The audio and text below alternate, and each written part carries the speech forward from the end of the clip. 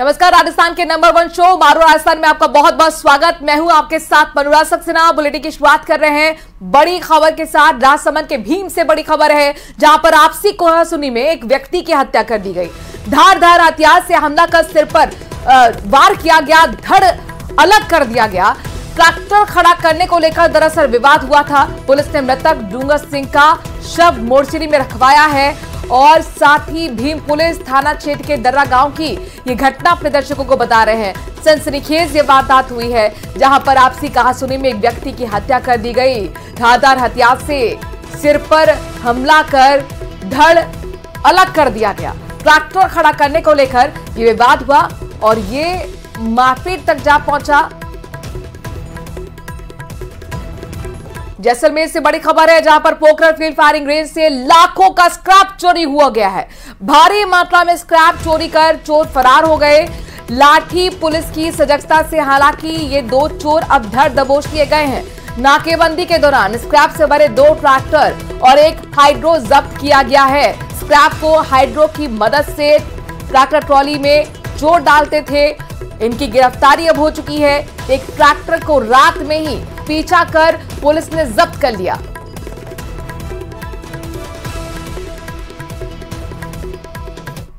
बात अब मौसम की करते हैं। दरअसल भीषण गर्मी का दौर अभी और पसीने छुड़ाने वाला है। मौसम विभाग के मुताबिक उत्तर भारत के 5 राज्य अगले 5 दिन और तपेंगे। पंजाब, हरियाणा, दिल्ली, राजस्थान, उत्तर प्रदेश में हीट वेव चलेगी। इन राज्यों के कई जिलों में बुधवार को दिन का तापमान 47 डिग्री सेल्सियस के ऊपर जा सकता है।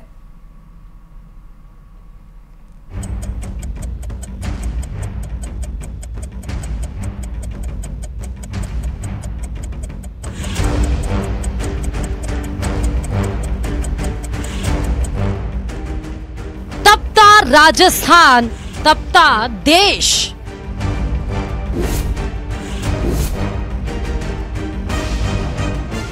हीट वेव का रेड अलर्ट।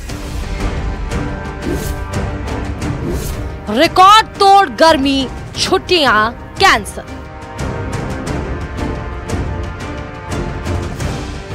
राजस्थान में अगले 5 दिन के रेड अलर्ट जारी किए गए हैं। यहाँ अधिकतम तापमान 45 डिग्री सेल्सियस से बढ़कर 47 डिग्री सेल्सियस पहुंचने की संभावना है। वेस्टर्न डिस्टरबेंस के कारण पंजाब और हरियाणा के तापमान में गिरावट दर्ज की गई।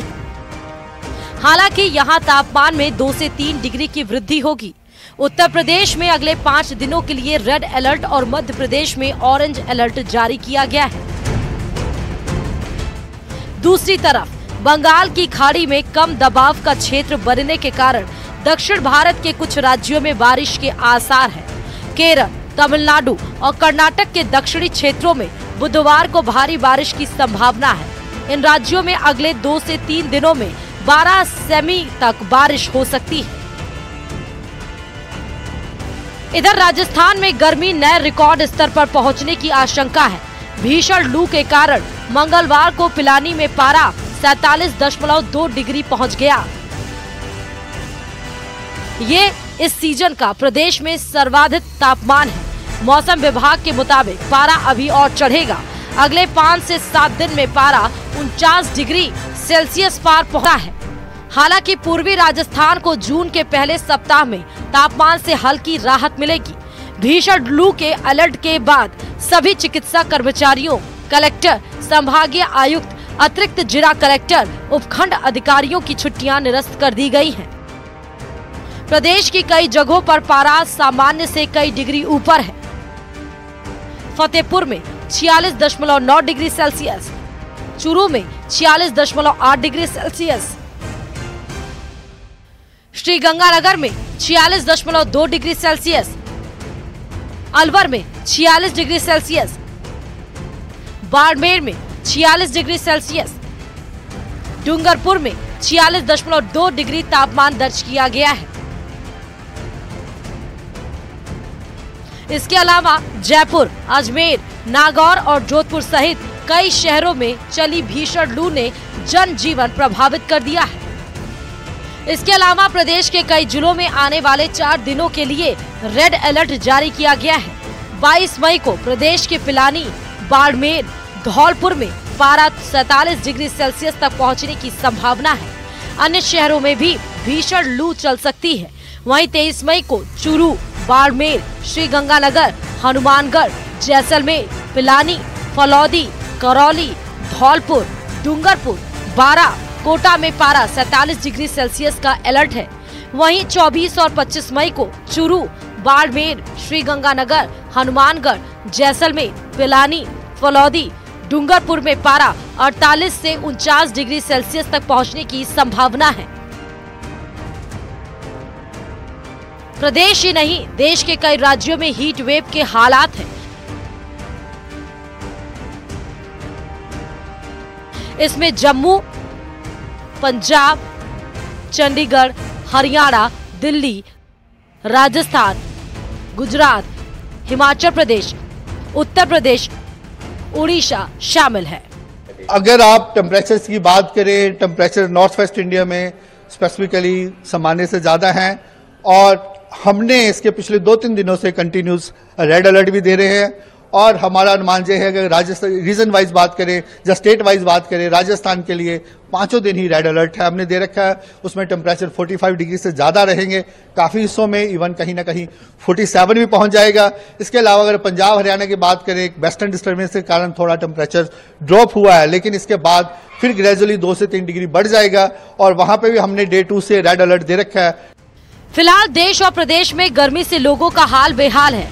चिलचिलाती धूप से फिलहाल कोई राहत मिलने की संभावना नहीं है। Bureau report, news 18 Rajasthan.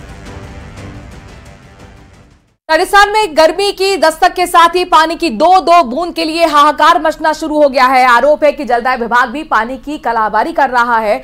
आलम यह है कि एक दिन छोड़कर पानी दिया जा रहा है, लेकिन पानी की सप्लाई महज 10 मिनट के लिए हो रही है।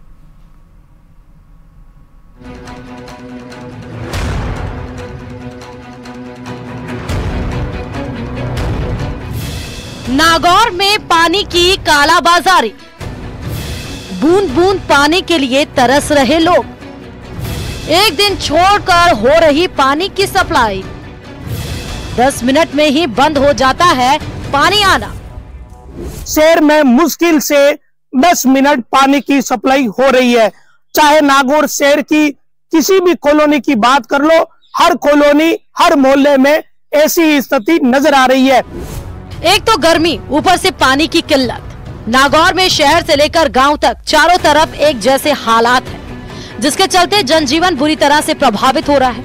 शहर से लेकर गांवों तक लोग अधिकारियों को कोस रहे हैं। दूसरी तरफ नागौर शहर में इंदिरा गांधी नहर परियोजना का जो गोगिलाव डैम है, वहां पर टैंकरों की लंबी लंबी कतारें लगनी शुरू हो गई हैं।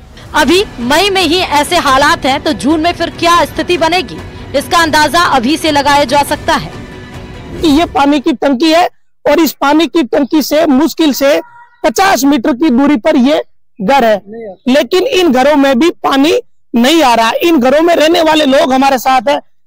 सर, आपके तो दिक्कत नहीं होगी कायदे से? दिक्कत है ना, पानी नहीं आ रहा है। आप तो टंकी के नीचे हो। जब भी तो समस्या है, ये हमारे समझ में नहीं आता। उधर सामने की साइड में तो बहुत पानी आता है, हमारे साइड पानी नहीं आता है।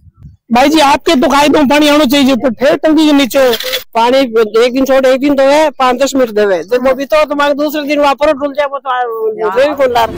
स्थानीय लोगों का आरोप है कि इंदिरा गांधी नहर परियोजना से नागौर को 21 MLD पानी मिल रहा है, लेकिन उसकी सप्लाई कहां हो रही है कोई नहीं जानता, क्योंकि शहर के लोगों को पानी की पर्याप्त सप्लाई नहीं हो रही है। लोगों का आरोप है कि अगर गांव से कोई पानी लेने जाता है तो डैम पर 100 रुपए की पर्ची कटवानी पड़ती है, लेकिन जलदाय विभाग अकाल राहत के नाम पर फ्री टैंकर भरकर बेच रहा है, जिसका कोई लेखा जोखा नहीं। पानी भरने में सुबह 4 बजे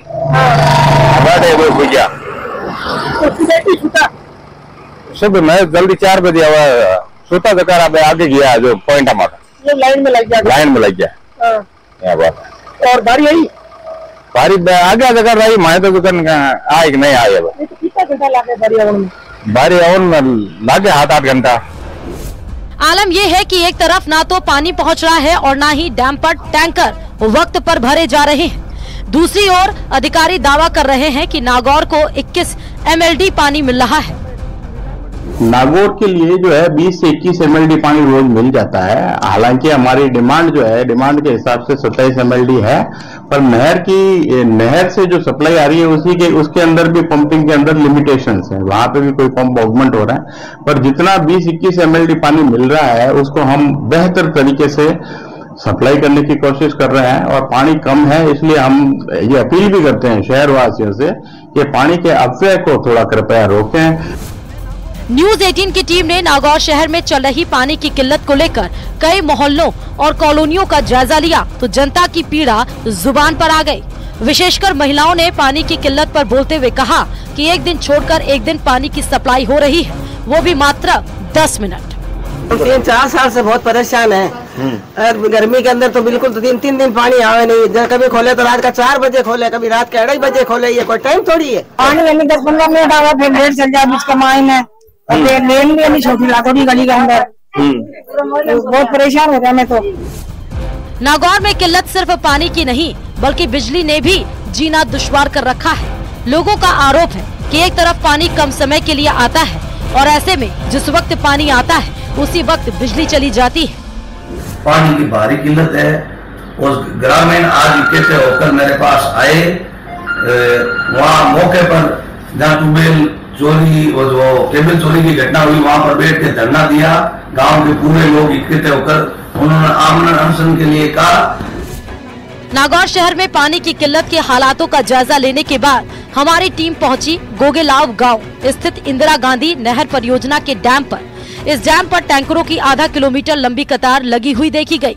यहाँ टैंकरों को पानी भरवाने की 2 तरह की व्यवस्थाएं हैं। जो टैंकर चालक निजी स्तर पर पानी भरने के लिए आते हैं और आगे ले जाकर सप्लाई करते हैं, उनकी 100 रुपए की रसीद जलदाय विभाग द्वारा काटी जाती है और उन्हें पानी भरवाया जाता है। लेकिन यही सुविधा आज मुसीबत बन गई है, क्योंकि 100 रुपए में पानी भरकर ले जाने वाले टैंकर चालक उसे पानी को घरों तक पहुंचाने के 800 से लेकर 2000 वसूल रहे हैं। जो गांवों के लोग या गांवों के टैंकर चालक पानी भरने के लिए आते हैं उनसे डैम पर 100 रुपए की रसीद काटी जाती है, लेकिन जो अकाल रात के टैंकर है उन्हें फ्री पानी भरवाया जा रहा है और वो पानी आगे कहां सप्लाई कर रहे हैं उसका कोई ठीक से लेखा जोखा किसी के पास है नहीं। लोकसभा चुनाव के दौरान नागौर के नेताओं ने खूब वादे किए कि नागौर जिले में पानी की समस्या का समाधान किया जाएगा, लेकिन जैसे ही गर्मी आई और पानी की किल्लत शुरू हो गई, चुनाव के दौरान वादा करने वाले नागौर के सारे नेता मौन हैं। किसी भी पार्टी का नेता इस मामले में नहीं बोल रहा, जबकि आज की तारीख में नागौर जिले की जनता की यह सबसे बड़ी समस्या है। जनता भयंकर परेशान है और इस बीच जलदाय विभाग के अधिकारी और डिस्कॉम के अधिकारी गहरी नींद में सो रहे हैं। महेंद्र बिश्नोई, न्यूज 18 नागौर। और इस बीच सवाई माधोपुर से बड़ी खबर आ रही है। बारातियों से भरी कार पलट गई जिसमें 2 लोगों की मौत हो गई। सारसोप में अनियंत्रित होकर कार पलट गई। एचएस से टोंक जिले के बंबोर जा रही थी बारात। इस दौरान यह हादसा हुआ। एक घायल को जयपुर भी रेफर किया गया है। वहीं 2 लोगों की मौत है। राम अवतार प्रजापत और सीताराम प्रजापत की मौत हो गई है। घटनास्थल की तस्वीरें अभी आपके सामने हैं, जहां पर बारातियों से भरी हुई कार पलट गई। 2 की मौत बताई जा रही है। सारसोप में ये कार पलटी और बताया जा रहा है कि बहुत तेजी से ये कार आ रही थी और यही वजह रही कि कार पलट गई। बात एसएमएस अस्पताल की करते हैं। प्रदेश के सबसे बड़े एसएमएस अस्पताल के आईडीएस सेंटर में वीवीआईपी की बजाय अब आम मरीजों का इलाज होना शुरू हो गया है। अस्पताल प्रशासन ने आईडीएस सेंटर को मेडिसिन विभाग को सुपुर्द कर दिया है।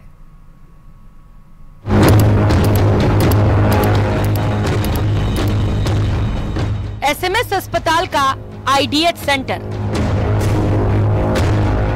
करीब 3 साल पहले 7.5 करोड़ रुपयों की लागत से बने इस इन्फेक्शन डिजीज अस्पताल में अब तक सिर्फ वीवीआईपी मरीजों का ही इलाज होता था।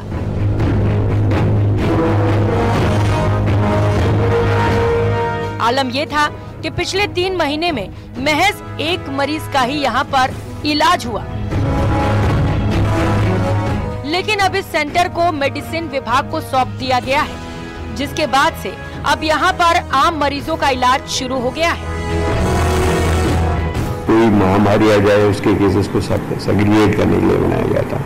हमने उसको तुरंत प्रभाव से मेडिसिन डिपार्टमेंट को कहा है और आज से वो फैसिलिटी ओपन हो जाएगी।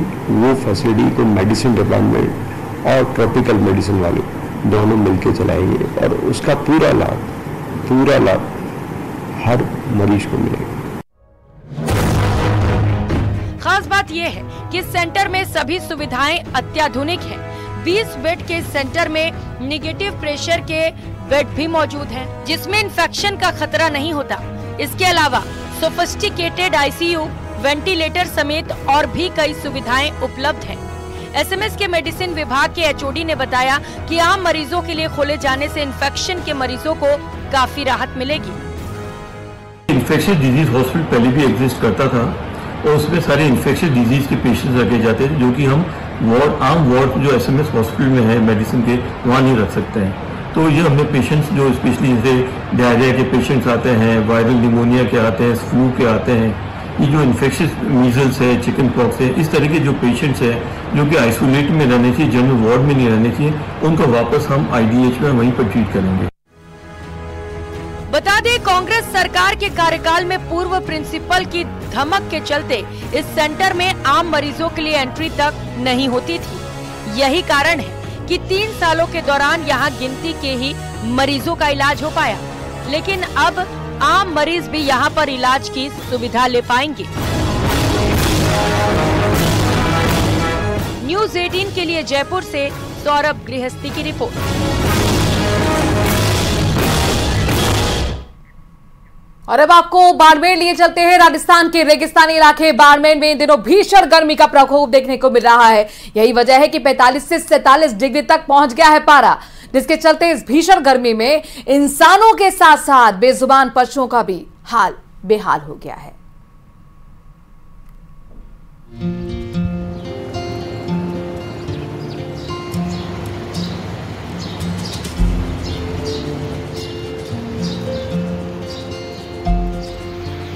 गर्मी से इंसानों के साथ साथ पशु भी बेहाल हो रहे हैं। बाड़मेर के पथमेड़ा गौशाला की ओर से बीमार निराश्रित पशुओं के लिए संचालित की जा रही गौशाला में पशुओं को गर्मी से निजात दिलाने के लिए बाकायदा कूलर और पंखे लगाए गए हैं। इस भीषण गर्मी में इन गौवंशों को बचाने के लिए ये कदम उठाया गया है। इसके साथ ही गौवंशों की पूरी देखरेख भी की जा रही है। बीते 15 दिनों से गर्मी का असर तेज है और पारा 46 से 47 डिग्री के आसपास चल रहा है।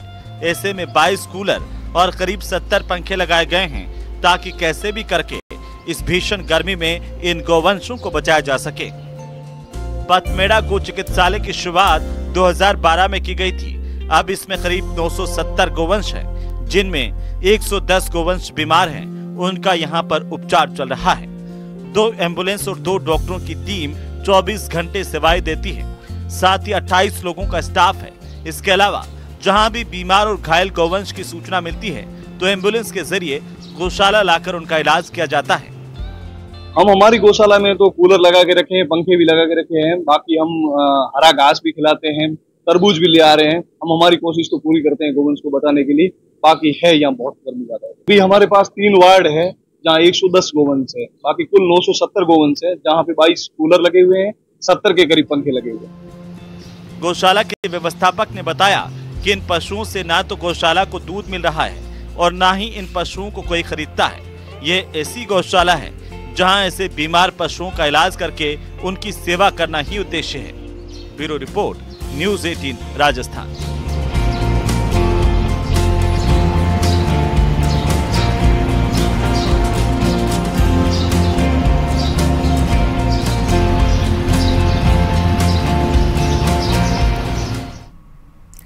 अखिलेश यादव की जनसभा से लगातार भगदड़ की तस्वीरें सामने आ रही हैं। पहले प्रयागराज और मंगलवार को अब आजमगढ़ की रैली में भगदड़ मचने से कई सवाल खड़े हो गए।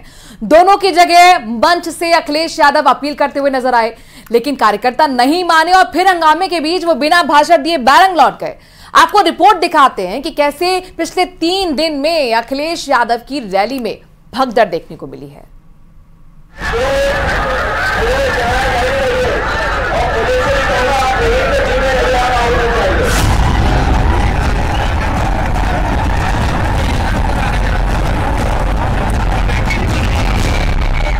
जब अखिलेश यादव की रैली में बरपा हंगामा,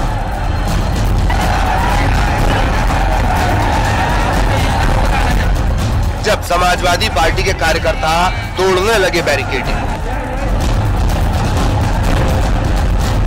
जो कार्यकर्ता झंडे ढो रहे थे, अपने नेता का इंतजार कर रहे थे, जैसे ही अखिलेश मंच पर आए हंगामा करने लगे। ये समाजवादी पार्टी के कार्यकर्ताओं का उत्साह है या अनुशासनहीनता? ये लाल टोपी वालों का जोश है या फिर हुड़दंग, जिसे देख अखिलेश यादव भी दंग रह गए। अखिलेश यादव अपील करते रहे लेकिन कार्यकर्ता नहीं माने, तब जाकर पुलिस ने हंगामा शांत करवाया।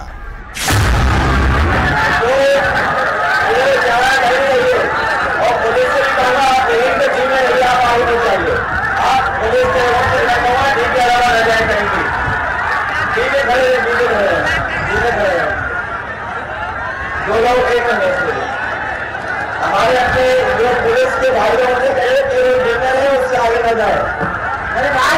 जितने भी सवाल समाजवादी पार्टी के कार्यकर्ताओं से है, सवाल समाजवादी पार्टी के मैनेजमेंट से है। आखिर क्यों अखिलेश जहां रैली करने जाते हैं भीड़ उग्र हो जाती है? इन दो तस्वीरों पर नजर डालिए। पहली तस्वीर फूलपुर की है, जहां राहुल गांधी और अखिलेश की साझा रैली के दौरान समाजवादी पार्टी के कार्यकर्ता हंगामा करने लगे। दूसरी तस्वीर आजमगढ़ की है, यहाँ अखिलेश यादव की जनसभा के दौरान समाजवादी पार्टी के कार्यकर्ता बेकाबू हो गए। तब भी अखिलेश यादव ने अपने कार्यकर्ताओं से अपील की थी और अब भी वो कार्यकर्ताओं से अपील करते नजर आए, लेकिन लाल टोपी वालों का हुड़दंग जारी रहा।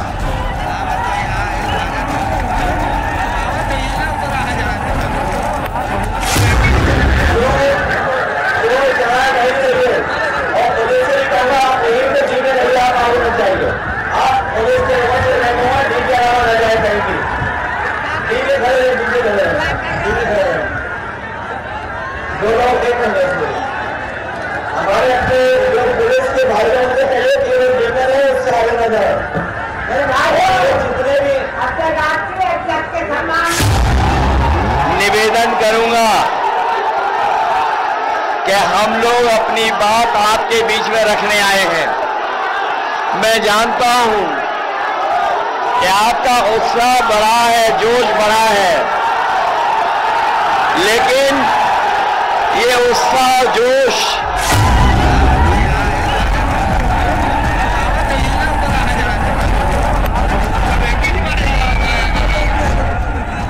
फिलहाल आजमगढ़ और फूलपुर में छठे चरण में चुनाव है। इसके लिए नेता ताबड़तोड़ मेहनत कर रहे हैं, लेकिन कार्यकर्ता हंगामा, वो भी अपने नेता के सामने, पार्टी अध्यक्ष के सामने, और पार्टी मैनेजमेंट पूरी तरह से हिल चुका है। Bureau report, news 18।